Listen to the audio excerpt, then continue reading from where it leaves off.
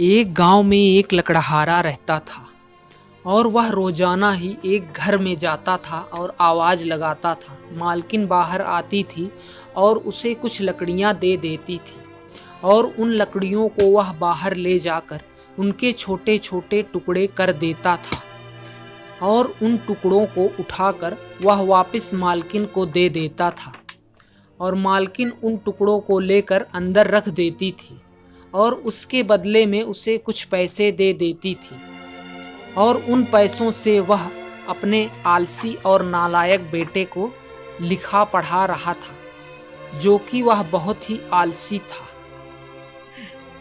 लेकिन बाप को भरोसा था कि यह बेटा पढ़ लिख के कल कुछ बन जाएगा तो हमारी गरीबी और लाचारी को दूर करेगा और अच्छे दिन वापस लेकर आएगा।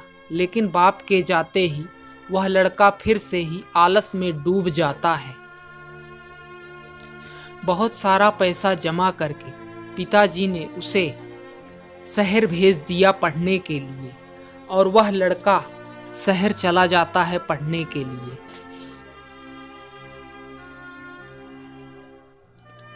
और उसके पिताजी दिन रात लकड़ियां काट कर पैसे इकट्ठा करके शहर भेज देते हैं अपने लड़के की पढ़ाई के लिए। और एक दिन वह लकड़ी काट ही रहे थे तभी पोस्टमैन आवाज़ लगाता है और उनके पिताजी बोलते हैं हाँ।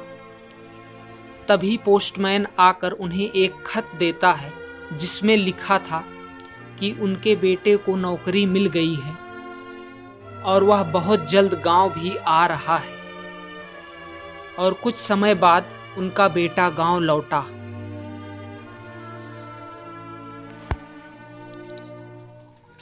गांव लौटते ही उसके बेटे ने बाप को आवाज़ लगाई और बापूजी के आकर पैर छुए और वह बोला कि मैं तुम्हारे लिए एक तोहफा लेकर आया हूँ। बाप ने पूछा क्या है तोहफा, और उसके बेटे ने उसे तोहफा दे दिया।